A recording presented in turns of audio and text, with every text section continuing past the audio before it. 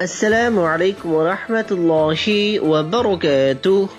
প্রিয় দিনী ভাই ও বোনেরা, কেমন আছেন সবাই? জি আলহামদুলিল্লাহ, আশা করি সকলেই ভালো আছেন। স্বামীর সাথে বসবাস। স্বামী স্ত্রী একসাথে থাকা অবস্থায় স্ত্রী কাজ হলো স্বামীর প্রতি খেয়াল রাখা, তার যত্ন নেওয়া। আর এটি মোটেও সহজ কাজ নয়। যে নারী সংসারে তার দায়িত্ব সম্পর্কে অবগত নয়, সে কখনোই তা করতে সক্ষম হবে না। ধরুন আপনি একটি চাকরি করবেন বলে ঠিক করেছেন। এখন সেই চাকরি পেতে হলে আপনার অবশ্যই যোগ্যতার প্রয়োজন হবে, সাথে ন্যূনতম দক্ষতারও দরকার। ঠিক এমনই করে একজন আদর্শ স্ত্রী হিসেবে স্বামীর মন জয় করার জন্যও যোগ্যতার প্রয়োজন। আশেপাশে একটু তাকালেই বোঝা যায় দুজন মানুষ একই ছাদের নিচে পাশাপাশি থেকেও কতটা দূরে। সবাই স্বামীর মন জয় করতে পারে না। স্বামীর মনে জায়গা পেতেও ন্যূনতম যোগ্যতা প্রয়োজন, আর তা মোটেও সার্টিফিকেটের যোগ্যতা নয়।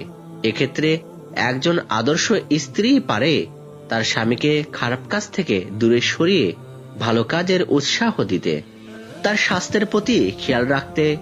পুরুষকে একজন আদর্শ স্বামী কিংবা একজন আদর্শ বাবা হিসেবে গড়ে তোলার পেছনে তার স্ত্রীর ভূমিকা অনন্য।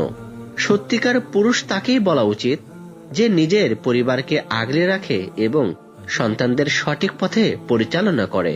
আর পুরুষের মাঝে এমন অসাধারণ পরিবর্তন আনার ক্ষমতা মহান আল্লাহ রব্বুল আলামিন নারীকে দিয়েছেন।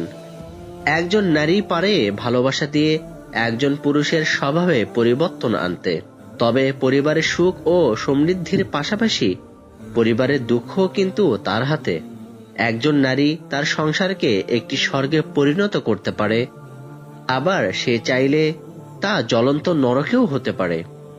সে তার স্বামীকে সাফল্যের শীর্ষে কিংবা দুর্ভাগ্যের চরম প্রান্তে ছুঁড়ে ফেলতে পারে।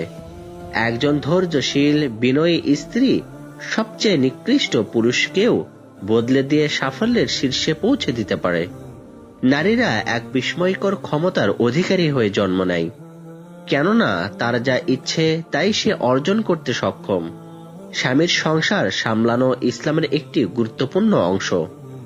একে জিহাদের সমপর্যায়ে নেওয়া হয়েছে।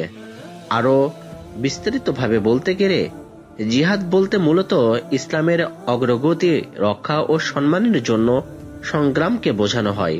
একে পবিত্র যুদ্ধ বলা হয়। এটি আল্লাহ রব্বুল আলামিনের নিকট সর্বোচ্চ ইবাদতগুলোর একটি। আর স্বামীর খিজমত, তাকে সঠিক পথে আনা খুব একটা সহজ কাজ নয়। তাই স্ত্রী এমন কাজগুলোকে ইসলামের জিহাদের মর্যাদা দেওয়া হয়। একবার নবীজি সাল্লাল্লাহু আলাইহি ওয়াসাল্লাম এক নারীকে জিজ্ঞেস করলেন, তুমি তোমার স্বামীর সাথে কেমন আচরণ করো?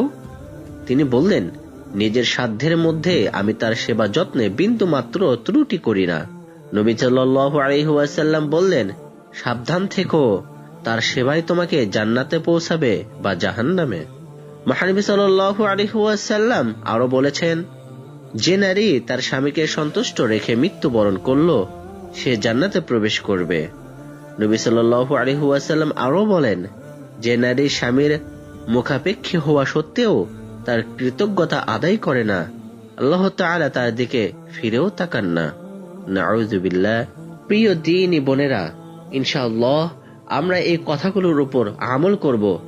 সর্বদাই চেষ্টা করব আমরা সব সময় আমাদের স্বামীগণের কথার উপর চলব এবং তাদের সেবায় নিয়োজিত থাকব। আল্লাহ তাআলা আমাদের সবাইকে তৌফিক দান করুন। আমিন। ওয়া আখির দাওয়ানা আনিল হামদুলিল্লাহি রাব্বিল আলামিন।